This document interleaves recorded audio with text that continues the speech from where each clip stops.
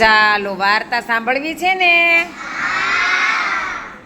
આજની જે આપણે વાર્તા કહેવાની છે ને એ વાર્તાનું નામ છે શેરને માથે સવા શેર. વાર્તાનું નામ શું છે? હવે શેરને માથે સવા શેર એટલે શું? તો એ તમે વાર્તા પૂરી થશે ને ત્યારે તમને ખબર પડી જશે, અને પછી નહીં ખબર પડે તો હું તમને સમજાવીશ. એક ભાઈ સરસ મજાનું નાનકડું એવું ગામ હતું. એ નાના એવા ગામમાં એક ડોશીમાં રહેતા હતા. હવે ડોશીમાં તો સાવ ઘરડા, અને ભાઈ જૂના જમાનાની અંદર તો આવા ગેસ ને એવું તો કંઈ હતું નહીં. ચૂલે રસોઈ કરવાની તો ભાઈ ચૂલે રસોઈ કરવા માટે બળતણ તો જોવે ને, હે, છાણા ને બળતણ ને એવું બધું જોવે. તો ડોશીમાં તો બળતણ વીણવા માટે વગડામાં ગયા ભાઈ. બળતણ વીણતા વીણતા ડોશીમાં એને તો વિચાર આવ્યો કે માળું મારે તો ચીભડું ખાવાનું મન થયું છે. આજે બહુ બધા ચીભડા લાવ્યા હતા કે નહીં નાસ્તામાં, તો આ ડોશીમાં નહીં તે ભાઈ ચીભડું ખાવાનું મન થયું. એટલે ભાઈ બળતણ વીણતા વીણતા એણે એક ચીભડાનો વેલો જોયો. હવે વેલો જોયો એટલે વેલા પર એણે એક ચીભડું જોયું, અને ચીભડું જોઈ અને ડોશીમાં તો ભાઈ રાજી રાજી થઈ ગયા. અને એ તો બળતણ લેવા ગયા હતા ને, અને છાણા લેવાનો સાથે સૂંડલો હતો. તો ડોશીમાએ તો એ ચીભડું તોડી સરસ મજાનું ભાઈ પાકું ચીભડું હતું, મોટું જબર. એટલે ડોશીમાએ તો ચીભડું તોડ્યું અને સૂંડલામાં મૂક્યું, અને ચીભડાને લઈ અને આવ્યા ઘરે. ડોશીમાં તો ઘરે આવીને હાથ પગ ધોયા અને ઓસરીની કોરે બેઠા ભાઈ, દાંતરડું લઈ ચીભડું કાપવા માટે. જ્યાં ભાઈ ડોશીમાં એ ચીભડાની અંદર આમ દાંતરડાની અણી ખૂતાડીને ત્યાં તો ચીભડું બોલ્યું કે હા મામા મને કાપશો માં, હું તો તમારો દીકરો છું. ડોશીમાં તો ભાઈ અચંબામાં પડી ગયા, નવાઈ પામ્યા. ડોશીમાએ તો ભાઈ ચીભડું બાજુમાં મૂક્યું અને આમ ધીમેકથી એને ઓલું કર્યું ને, ત્યાં તો ભાઈ થોડીક વાર થઈને ત્યાં તો ચીભડામાંથી એક છોકરો બહાર નીકળ્યો. ડોશીમાં તો ભાઈ હરખઘેલા થઈ ગયા, રાજી રાજી થઈ ગયા, કારણ કે ડોશીમાને કંઈ દીકરા હતા નહીં. ડોશીમાં તો એકલા રહેતા હતા. એટલે ડોશીમાએ તો ભાઈ ડોશીમાને તેમ થયું કે વાહ, ભગવાને મને સરસ મજાનો દીકરો આપ્યો. એટલે ડોશીમાએ તો એનું નામ સાંગો પાડ્યું. શું પાડ્યું? બધા દીકરાના નામ યાદ રાખજો બધા. તો એનું નામ સાંગો પાડ્યો. અને થોડાક દિવસ પછી ડોશીમાં તો પાછા ફરી વખત બળતણ વીણવા અને છાણા વીણવા ઉપડ્યા. આમ છાણા જ્યાં વીણતા હતા ને વગડામાં, ત્યાં જ્યાંથી એણે ચીભડું તોડ્યું હતું ને ત્યાં પાછા ડોશીમાં તો ગયા. ત્યાં તો પાછું એને વેલામાંથી એક ચીભડું મળ્યું, પાકું ચીભડું મળ્યું. હો ભાઈ, ડોશીમાં તો ફરી વખત એ ચીભડાને તોડી સૂંડલામાં મૂકી અને ઘરે આવ્યા. ઘરે આવી અને હાથ પગ ધોયા, દાંતરડું ધોયું, પાસે સાંગાને બેસાડ્યો અને કીધું કે હાલ બેટા આપણે બે ચીભડું ખાઈએ. જ્યાં ભાઈ ચીભડામાં આમ અણી ખૂતાડીને દાંતરડાની, ત્યાં તો ચીભડું બોલ્યું કે હ માં, મને કાપશો માં, મને ખાશો માં, હું તો તમારો દીકરો છું. ડોશીમાં તો ભાઈ પાછા અચંબામાં પડી ગયા. ડોશીમાને એમ થયું કે અરે આ વળી પાછું શું થયું?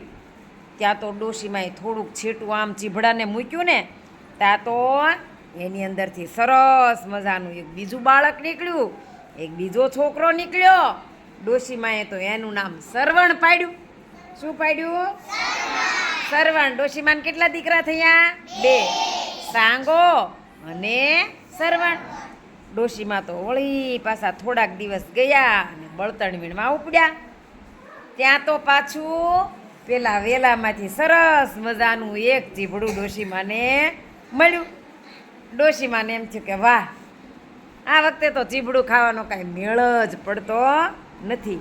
ડોશીમાં તો ભાઈ ચીભડું લાવ્યા અને પાછા આવી અને ઓસરીની કોરે સૂંડલો મૂક્યો, હાથ પગ ધોયા, દાંતરડું ધોયું, સાંગાને સરવણને બેહાડી દીધા કે હાલો આપણે ચીભડું ખાઈ.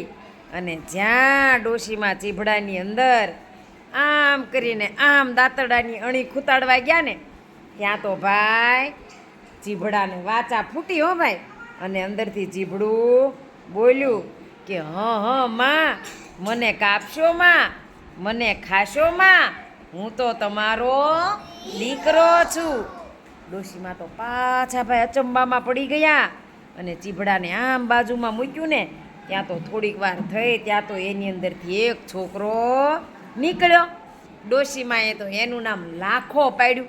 શું પાડ્યું? લાખો. હવે તો ડોશીમાને કેટલા દીકરા થયા? 3 દીકરા થયા હો ભાઈ, સાંગો, સરવણ અને લાખો. વળી પાછા ડોશીમાને તો થોડાક દિવસ થયા એટલે પાછા વગડાની અંદર બળતણ વીણવા અને છાણા વીણવા ઉપડ્યા. જ્યાં છાણા વીણતા હતા ત્યાં પાછું ડોશીમાને તો ચીભડું ખાવાનું મન થયું. ડોશીમા કે લાવીને ઓલા વેલામાં જરાક શોધી લાવું. ત્યાં તો ડોશીમા વેલામાં જોતા હતા ને ત્યાં તો પાછું એમાંથી એક ચીભડું ડોશીમાને મળ્યું. સરસ મજાનું પાક્કું મોટું ચીભડું. ડોશીમાએ તો આમ ડીટિયાથી ખડી ગયું અને ડોશીમા તો ચીભડું લઈને આવ્યા ઘરે. સૂંડલાની અંદર આવીને એણે તો સૂંડલો ઓસરીની કોરે મૂક્યો અને એના 3 દીકરાને સાંગો, સરવણને લાખાને બોલાવ્યા અને કીધું હાલો હાલો આપણે સરસ મજાનું પાકું ચીભડું છે, ચીભડું ખાવાનું છે. ડોશીમાએ તો હાથ પગ ધોયા, દાંતરડું ધોયું અને જ્યાં ડોશીમાં દાંતરડાને આમ કરીને આમ ખૂતાડે ચીભડાની અંદર ત્યાં તો ભાઈ પાછા ચીભડાને વાચા ફૂટી ભાઈઓ. અને ચીભડું તો બોલ્યું કે માં, મને કાપશો માં, મને ખાશો માં, હું તો તમારો દીકરો છું. ડોશીમાએ તો આમ ચીભડાને બાજુ પર મૂક્યું ને ત્યાં તો થોડીક વાર થઈને ત્યાં તો એક છોકરો એમાંથી બહાર નીકળ્યો અને ડોશીમાએ તો એનું નામ પાડ્યું લખમણ. શું પાડ્યું? હવે તો ડોશીમાને કેટલા દીકરા થઈ ગયા? 4. સાંગો, સરવણ, લાખો અને લખમણ. હા, ડોશીમાના ચીભડિયા છોકરા હો ભાઈ. અને ડોશીમાની ફરતે ફરતે ફર્યા કરે અને ડોશીમાનું બધું કામ કર્યા કરે. ડોશીમાને એમ થયું કે આ સિઝનમાં ચીભડું ખાવા મળ્યું નહીં.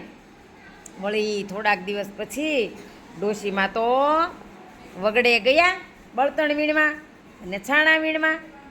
ત્યાં તો ડોશીમાએ વળી પાછો પેલો વેલો જોયો.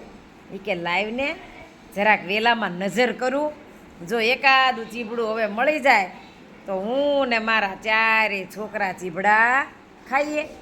ત્યાં તો ડોશીમાએ આમ તેમ વેલો ફંફોસ્યો ને ભાઈ, ઊંચો નીચો કર્યો ને ત્યાં તો સાવ વેલાની અંદર નજીકમાં હાવ એક સરસ મજાનું નાનકડું એવું ચીભડું ભાઈ.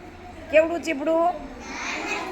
હાવ નાનું એવું વેલાની બાજુમાં હાવ એનું થડિયું હતું ને વેલાનું, ત્યાં એક ચોટેલું ચીભડું, નાનું એવું ચીભડું. ડોશીમાને તો એમ થયું કે ભલે ને નાનું તો નાનું, ચીભડું તો ખાવા મળશે. એટલે ડોશીમા તો લઈને આવ્યા. વળી પાછા ડોશીમાએ તો ઓસરીની કોરે આવીને હુંડલો ઉતાર્યો, 4 છોકરાને બોલાવ્યા, હાથ પગ ધોયા, દાંતરડું ધોયું અને જ્યાં ડોશીમાં આમ દાંતરડાની અણી ખૂતાડવા ગયા ને ચીભડામાં ત્યાં તો પાછું પેલું ચીભડાની અંદરથી અવાજ આવ્યો કે માં, મને કાપશો માં, મને ખાશો માં, હું તો તમારો દીકરો છું. ડોશીમાએ તો ભાઈ બાજુ ઉપર ચીભડું મૂક્યું ને ત્યાં તો આ તો હાવ નાનું એવું ચીભડું હતું. ત્યાં તો અંદરથી એક નાનું એવું બાળક નીકળ્યું, હાવ ઠીંગણું, ટચુકડું એવું. કેવું? હાવ ટચુકડું એવું, નાનકડું ઓવડું ગમતું ટીચુકડું. એટલે ડોશીમાં એ છે ને એનું નામ ટીશુકભાઈ પાડ્યું. શું પાડ્યું? ડોશીમાએ તો એનું નામ ટીશુકભાઈ પાડી દીધું ભાઈ. અને હવે તો ડોશીમાને કેટલા દીકરા થઈ ગયા? 5. કયા કયા? સાંગો, સરવણ, લાખો, લખમણ અને ટીશુકભાઈ સૌથી નાના. તો ડોશીમાને તો ભાઈ 5 દીકરા. ડોશીમાના તો ભાઈ 5 દીકરા ખાઈ પીને મોટા થવા માંડ્યા ધીમે ધીમે. અને ડોશીમાને તો બધું કામ કરાવે, ડોશીમાને તો ભાઈ મજા આવે. એમ કરતાં કરતાં કરતાં એક દિવસની વાત છે ભાઈ, ડોશીમા તો વગડેથી જંગલમાં બળતણ વીણવા ગયા. આજ તો કે લાવ ને જરાક જંગલમાં જાઓ બળતણ લેવા. એટલે ડોશીમાં તો દૂર દૂર દૂર દૂર જંગલમાં નીકળી ગયા. જંગલમાં ભાઈ બળતણ લેવા ગયા ને ડોશીમાં, ત્યાં તો રસ્તામાં એને સિંહ સામો મળ્યો. કોણ સામું મળ્યું? સિંહ તો ભાઈ જંગલનો રાજા. અને સિંહને જોઈને તો બધાને બીક લાગે, લાગે કે નહીં? હે? અને સિંહ તો ભાઈ ડોશીમાને જોઈને કે, ડોશી ડોશી હું તને ખાવ. શું કીધું? લાગી છે ભૂખ, બીજે ક્યાં જાવ? હે? મને તો ભાઈ ભૂખ લાગી છે, મારે બીજે ક્યાં જવું? તો ડોશીમાં કે, અરે અરે ભાઈ, મને તે કાંઈ ખવાતી છે? તું તો મારો ભાઈ થા. જો તું મને ખાઈ જા તો તારા નાના નાના ભાણિયા છે ને એ રખડી પડશે. તો સિંહને શું થયું કે મનમાં વિચાર કર્યો સિંહે કે આ ડોશીમાં કાંઈ એકલા છે નહીં, એને તો નાના નાના છોકરા પણ લાગે છે.